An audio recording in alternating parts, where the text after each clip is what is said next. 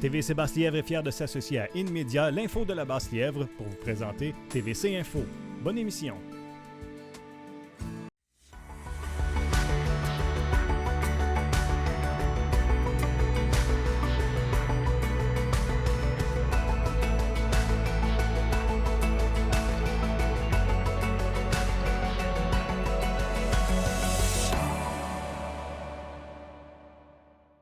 Bonjour tout le monde, mon nom est Floralie et cette semaine, pour cette édition du 27 octobre 2021, on parle du dossier de l'Aréna dans l'Est de Gatineau. Il y a du nouveau dans le dossier. Je m'entretiens aussi avec les deux candidats à la mairie de Lange-Gardien et Sandra Mathieu nous parle notamment d'une nouvelle destination détente à Gatineau. Bonne émission.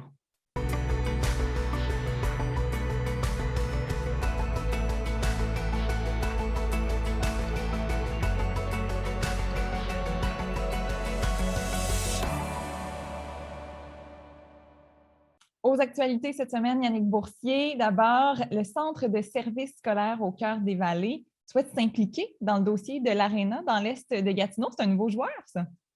Oui, bien, on a appris ça dans les derniers jours. Il y a eu une réunion au début du mois d'octobre, une réunion informelle entre les membres du conseil d'administration, parce qu'il existe un nouveau programme du côté du gouvernement où les centres de services scolaires vont pouvoir déposer différents projets. Le gouvernement est prêt à aider financièrement selon des projets jusqu'à 5 millions de dollars.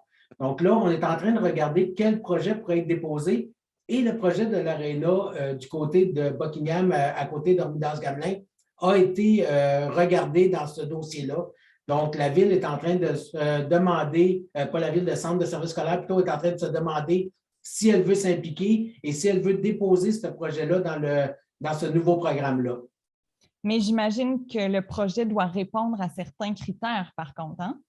Oui, bien c'est ça. On doit avoir des partenaires du côté du Centre de services scolaires pour embarquer dans le projet. Et c'est un peu pour ça qu'on sait que ce projet-là est dans le collimateur du Centre de services scolaires, si on peut dire, parce que dans les démarches que le directeur général a fait, il a discuté avec la Ville de Gatineau. En fait, il a discuté avec le conseiller actuel de Buckingham, Martin Lajeunesse, pour savoir si la Ville pouvait avoir de l'intérêt si le Centre de services scolaires déposait une demande. Donc, c'est comme ça, et Martin Lajeunesse a parlé de ce projet-là lors du débat la semaine dernière, indiquant comme quoi que le centre était sur le point de déposer une demande de financement pour avoir un aréna.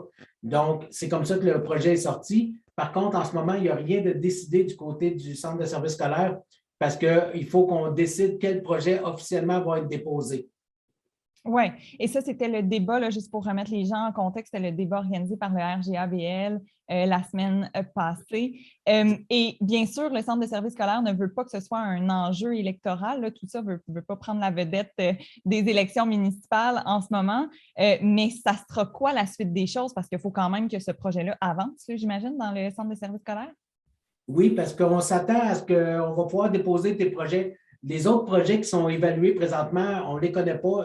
Le Centre de services scolaires n'a pas voulu s'avancer sur les autres projets. Donc, on s'attend à ce que lors de la rencontre du mois de novembre, la rencontre officielle du conseil d'administration du mois de novembre, il y ait une résolution qui soit déposée où on va connaître les projets qui vont être déposés dans ce programme-là. Donc, on va savoir à ce moment-là, est-ce que le projet de l'Aréna, le Centre de services scolaires va aller de l'avant avec le dépôt ou sinon, quels autres projets vont être déposés pour ce programme-là? Donc, il y aura encore des discussions. Et comme à l'habitude, il y a beaucoup de discussions au Centre de services scolaires au cœur des Vallées. Il y en a d'ailleurs pour ce qui est de la future école de l'Ange-Gardien. Il y a des coûts supplémentaires qui se précisent, hein, peu à peu. Oui, on sait que présentement, il y a une école qui est en train de se construire du côté de l'Ange-Gardien, l'école des Grands-Pins. C'est une école dans un milieu rural. On le savait, lors de l'appel d'offres, les coûts étaient déjà plus élevés. On parlait d'à peu près 2 millions de plus qu'on avait été chercher. Du fait que c'est dans un milieu rural, il y a aussi des sommes supplémentaires liées à la construction, les puits et tout. Donc, on parlait il y a quelque temps de 2 millions. Là, on précise, on est rendu à 2,3 millions à peu près de plus pour ces coûts supplémentaires-là. L'information nouvelle qu'on a aussi, c'est qu'on commence à avoir une meilleure idée de combien ça va coûter de plus par année le fait d'avoir une école à l'Ange Gardien. Donc, le budget en ce moment est évalué à 150 000 par année. Donc, c'est là qu'on en est rendu. On doit regarder quoi faire du côté du budget pour combler ce montant-là. Si le centre de services scolaires était allé avec un autre projet d'école primaire, par exemple, à Buckingham, est-ce que ça aurait été les mêmes coûts supplémentaires engendrés? Non, c'est ça. C'est le montant de 150 000 est justement une différence entre le projet qui aurait eu lieu à Buckingham et le projet qui a eu lieu à l'Ange Gardien. Parce que, pour rappeler, la décision avait été prise par l'ancien Conseil des commissaires et ça avait été une décision qui avait été très partagée par un vote prépondérant du président qui avait fait que le choix avait été vers l'école de l'Ange Gardien, alors qu'on avait aussi le choix de déposer un projet pour une école à Buckingham. Donc, on a pris cette décision-là au Conseil des commissaires. Maintenant, du côté du Conseil d'administration, avec la nouvelle structure, bien, on est en train de se préparer. L'école doit ouvrir en 2023. Donc, on sait qu'on va avoir à trouver comment utiliser, comment prendre cet argent-là pour aller chercher 150 000 à peu près par année pour ce budget-là. Donc, on est en train de regarder cette situation-là pour être en amont et être prêt quand ça va arriver. Ben oui, il y aura des impacts de ces coûts supplémentaires, bien sûr. Autre dossier, Yannick Boursier, cette fois-ci, bonne nouvelle, la campagne Garder les enfants au chaud est de retour cette année. Peux-tu nous rappeler? Oui, peux-tu nous rappeler un peu c'est quoi ce projet? Oui, ça fait une douzaine d'années que c'est fait, c'est sous l'instigation de Sébastien Jonca. Donc, c'est simple, c'est qu'on veut tout simplement offrir des habits de neige neufs à des enfants, en plus de bottes, mitaines et tuques, donc à des enfants démunis qui s'inscrivent auprès de la maison de la famille Vallée de la Lièvre. Donc, pour leur permettre justement, comme le nom le dit, de passer un hiver au chaud. Parce que c'est arrivé il y a quelques années, comme ça que ça a commencé. Sébastien Jonca a vu un jeune qui n'avait pas de vêtements sur lui assez chaud pour l'hiver et il trouvait que ça n'avait pas d'allure. Donc, c'est comme ça qu'il a décidé d'aller acheter des vêtements et qu'il a commencé cette démarche-là. Donc, on est rendu avec cette année, on prévoit pour réussir à offrir des habits à peu près 390 jeunes. Juste avec qu'est-ce qui est ramassé du côté de garder les enfants au chaud. Et grâce à un nouveau partenariat cette année avec Noël à Cogeco, il y a à peu près une quarantaine ou une cinquantaine de jeunes de plus qui vont aussi recevoir des habits de neige. Donc, ça va pouvoir monter jusqu'à peu près 430-440 jeunes qui vont avoir des habits cette année. Mais pour tous ces habits de neige, ça prend de l'argent. Ils souhaitent amasser combien d'argent cette année, Sébastien Jonca? On vise cette année d'amasser 16 000 L'an dernier, on a amassé à peu près 14 000 pour pouvoir payer tous ces nouveaux habits-là. Donc, cette année, on espère amasser 16 000 Les besoins sont encore plus grands. Déjà, on dit que les inscriptions à pareille date l'année passée étaient moins importantes. Donc, on s'attend peut-être même à avoir plus de monde cette année qui vont avoir besoin d'habits de neige. Donc, on a besoin de plus d'argent, mais d'un autre côté, les occasions d'amasser des fonds sont moins présents parce qu'il n'y a pas d'activité. Une des choses qu'on faisait souvent du côté de garder les enfants au chaud, c'est un souper. Ça fait 2 ans qu'il n'y a pas eu lieu parce que à cause de la COVID. Donc, présentement, l'organisme ou l'activité compte simplement sur les dons des gens et les dons des entreprises pour réussir à obtenir l'argent nécessaire pour continuer à offrir des habits de neige. Est-ce qu'on peut faire des dons de vêtements si on ne peut pas faire de dons d'argent? Oui, bien, c'est une autre chose aussi. En plus des vêtements neufs, on demande aussi des vêtements usagés pour l'hiver pour pouvoir aider pendant l'année ou aider d'autres personnes, des plus vieux aussi. Donc, il y a toujours un besoin de ce côté-là. Il y a un besoin énorme du côté de la maison, de la famille, pour tout ce qui est vêtements d'hiver. Donc, oui, les gens sont invités à aller porter des dons, que ce soit en argent ou en vêtements d'hiver, que ce soit à la maison de la famille. Les dons en argent peuvent aussi aller du côté des commerces comme Fleurs de Guy et Signature Mélisa Parenteau, qui sont les partenaires dans ce projet. Et si vous connaissez des enfants qui pourraient bénéficier de cette campagne « Garder les enfants au chaud », bien, vous n'avez qu'à contacter en fait la maison de la famille Vallée de la Lièvre. Ils s'occuperont de vous. Et c'est assez simple, les contacter. Par contre, c'est moins simple. Contacter le 911, faire un appel au 911 dans la MRC Papineau, ça comporte certains défis. il y a une problématique avec ça. Qu'est-ce que c'est, Yannick Boursier, en terminant rapidement? Oui, il y a une problématique. La MRC de Papineau veut que la problématique soit réglée. C'est que les gens qui appellent avec un cellulaire tombent souvent en Ontario. Et c'est un problème parce que ça peut amener des retards pour les appels d'urgence du côté des ambulances ou du côté des pompiers. Et chaque minute peut avoir des conséquences. Donc, la MRC de Papineau, le préfet Benoît Lauzon, qui demande que ça soit réglé, là, en fait, il dit que c'est l'enfer pour présentement. Et il veut qu'une solution soit trouvée. Il croit qu'il y a des moyens pour régler le problème. Puis il faut que le gouvernement fasse quelque chose et s'implique dans le dossier. Et il y a des problèmes aussi par rapport à la couverture cellulaire, de toute façon, de façon générale, là, sur la MRC Papineau. Et ça aussi, ce sera adressé, en fait, le maire de Tursault, le préfet de la MRC Papineau, Benoît Lauzon, est concerné par ça et ce sera donc adressé une fois que les élections municipales seront terminées après le 7 novembre.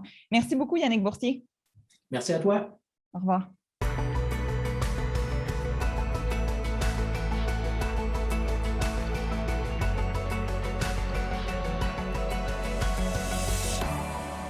Les élections municipales ont lieu le 7 novembre prochain. Alors, on va s'entretenir avec les candidats à la mairie de l'Ange-Gardien.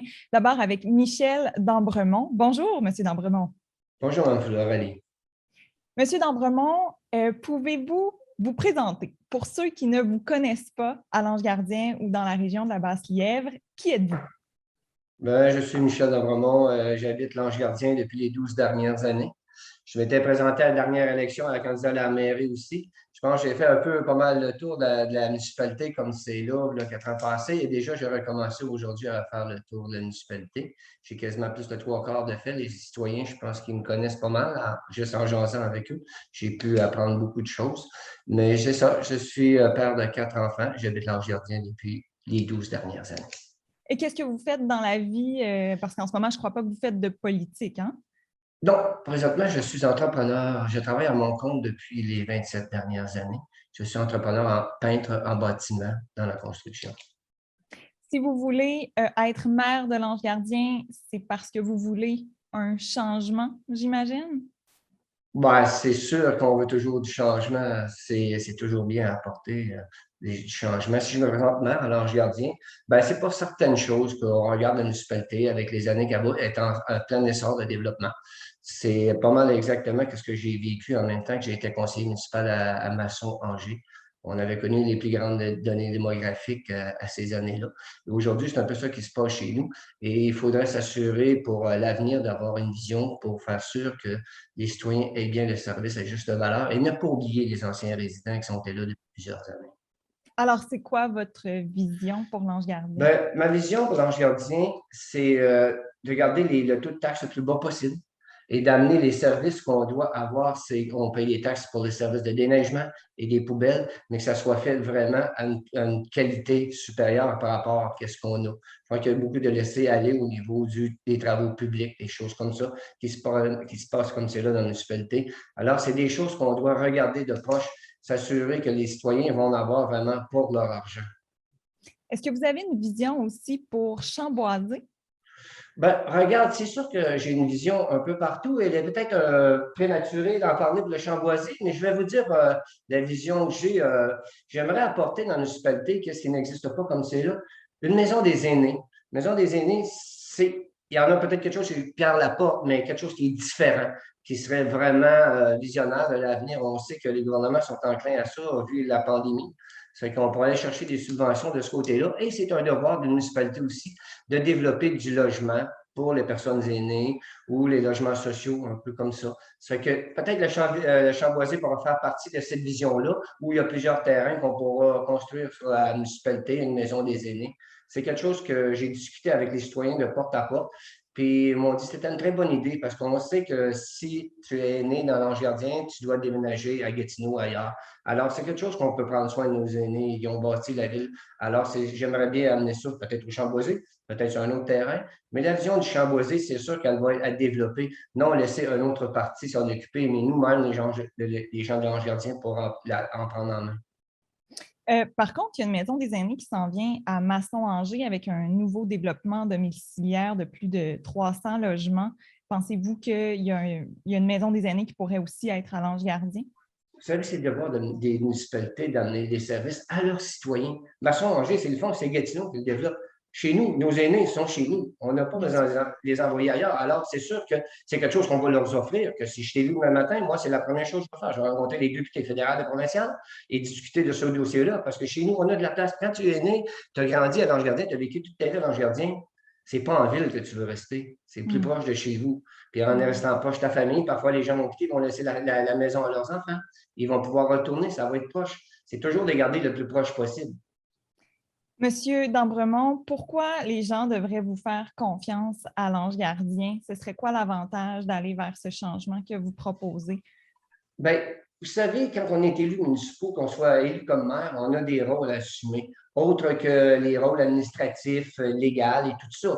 On a un rôle qui dit, bien, on doit principalement être à l'écoute de nos citoyens, être disponible pour les écouter, écouter leurs revendications et aussi leurs doléances, mais aussi prendre leurs suggestions en considération.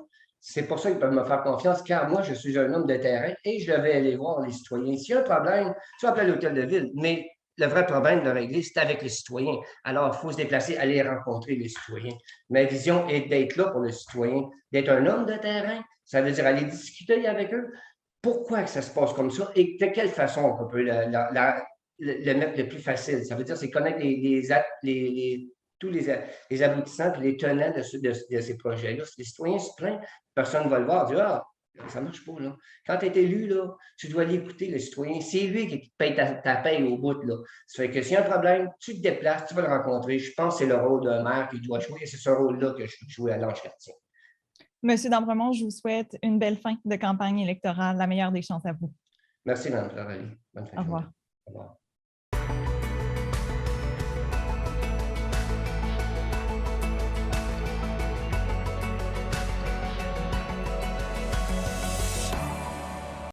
Et on poursuit la discussion avec le deuxième candidat à la mairie de l'Ange-Gardien, M. Marc-Louis XVI. Bonjour. Bonjour. Marc-Louis XVI, peut-être qu'il y en a qui ne vous connaissent pas encore, même si vous êtes maire de l'Ange-Gardien depuis les 4 dernières années.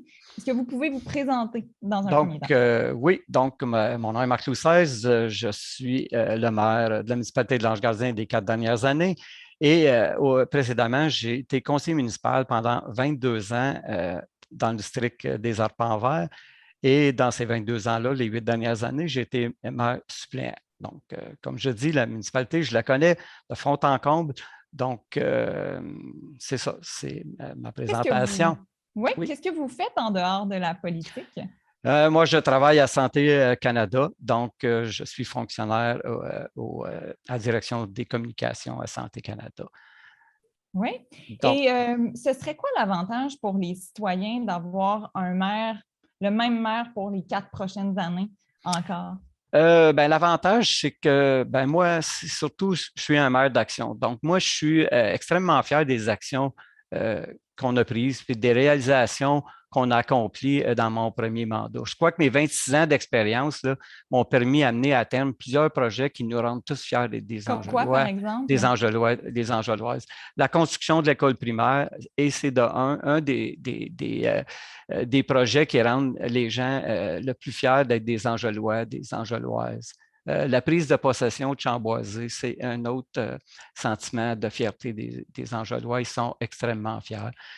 Également, si je peux parler des réalisations des 4 dernières années, nous avons embauché une personne au niveau des communications. On l'avait dit aux dernières élections, ça venait améliorer la communication avec les citoyens. On a mis un nouveau logo, on a l'ajout d'un 5e établissement des CPE du Lièvre et la Tortue, 60 nouvelles places chez nous. Les arrivées de nouvelles entreprises dans notre parc d'affaires, 7 nouvelles dans les 4 dernières années, puis 12 nouvelles acquisitions de terrain sous peu.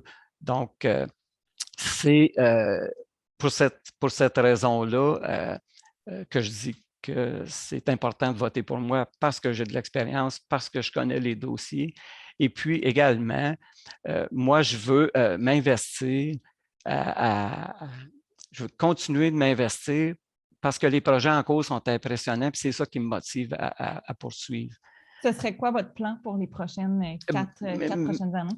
Mon plan pour les prochaines 4 prochaines années, premièrement, c'est de continuer à avoir le plus bas taux de taxe en Outaouais, à 6,70 du 1000. Le pacte d'affaires nous aide beaucoup à garder ça. Donc, probablement aussi de maintenir un gel de taxes au cours de la prochaine année au moins. Donc, c'est la proposition que je vais faire au Conseil parce que nos résultats financiers sont excellents. Je vais continuer d'investir massivement dans nos chemins, puisque dans les 4 dernières années, on a investi 6 105 599 $ dans nos routes. Donc, ça, c'est important. Puis, une des choses qui est très importante également, on a la municipalité de l'Ange-Gardien, l'indice de vitalité économique. Je peux demander à n'importe quel citoyen d'aller voir sur la statistique du Québec ou sur le site du ministère des Affaires municipales.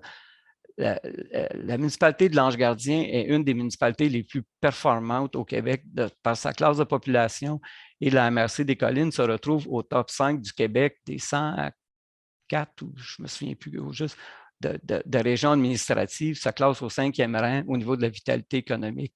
Donc, l'Ange-Gardien est positionné dans la MRC des Collines. Dans notre catégorie de municipalité, on est une des plus prospères. Moi, je veux continuer à la municipalité de l'Ange-Gardien puisse prospérer. Et en terminant, un souhait personnel à moi, j'aimerais que la municipalité un jour puisse offrir un terrain au même titre qu'on offre des terrains, soit des CPE ou des écoles, pour nos aînés. Donc, pour qu'on puisse un jour probablement bâtir ou privé pourrait bâtir des bâtiments pour des personnes autonomes pour qu'on puisse en faire la rétention, nos aînés qui puissent rester chez nous, à l'Ange-Gardien. Oui. Et en 30 secondes pour terminer, pourquoi les gens devraient voter pour vous plutôt que M. d'Ambremont? Bien, simplement parce que j'ai l'expérience, parce que je suis un gars d'action, parce que j'ai fait mes preuves au cours des 26 dernières années. Les gens me connaissent, savent que je prends la municipalité à cœur et même après toutes ces années-là, j'ai toujours la flamme de bien servir et de faire la différence pour les citoyens. Je crois que je l'ai prouvé au cours des 4 dernières années avec les projets majeurs qui se sont réalisés chez nous. Donc, je suis encore aussi passionné, puis c'est ça qui me motive à poursuivre. Merci beaucoup, M. Louis XVI, en vous souhaitant une belle fin de campagne électorale. Merci beaucoup. Merci.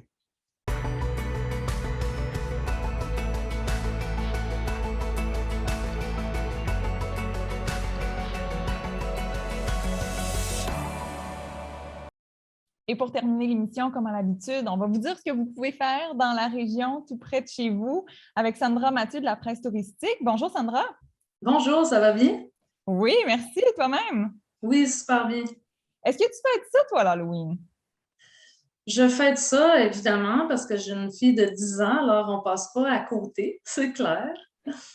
Et est-ce que tu vas fêter ça peut-être à Montebello? Ben écoute, il y a des bonnes chances parce qu'il s'en passe pas mal des choses à Montebello en fin de semaine pour l'Halloween. Donc, le nouveau centre Montebello, vélo de montagne, on prépare tout un week-end, en fait, pour l'Halloween. Ça va être une belle façon pour ceux qui ne connaissent pas ce nouveau centre-là de le découvrir aussi. Donc, on parle quand même d'une vingtaine de kilomètres. Il va y avoir des décorations d'Halloween dans les sentiers débutants, des visites guidées du réseau par l'équipe qui va être là sur place, une visite de l'accueil qui va être hantée pour l'occasion, des bonbons, évidemment, pour les enfants. Il va y avoir de la location pour ceux qui n'ont pas de vélo. Puis les sentiers vont être soufflés aussi, ce qui est bien aussi à l'automne, évidemment, surtout quand on est débutant. Puis ce qui est le fun, c'est que c'est gratuit. Souffler, c'est qu'on, dans le fond, on passe un souffleur pour vraiment enlever les feuilles qui peuvent être très glissantes. Ça peut être dangereux, surtout quand on n'est pas habitué.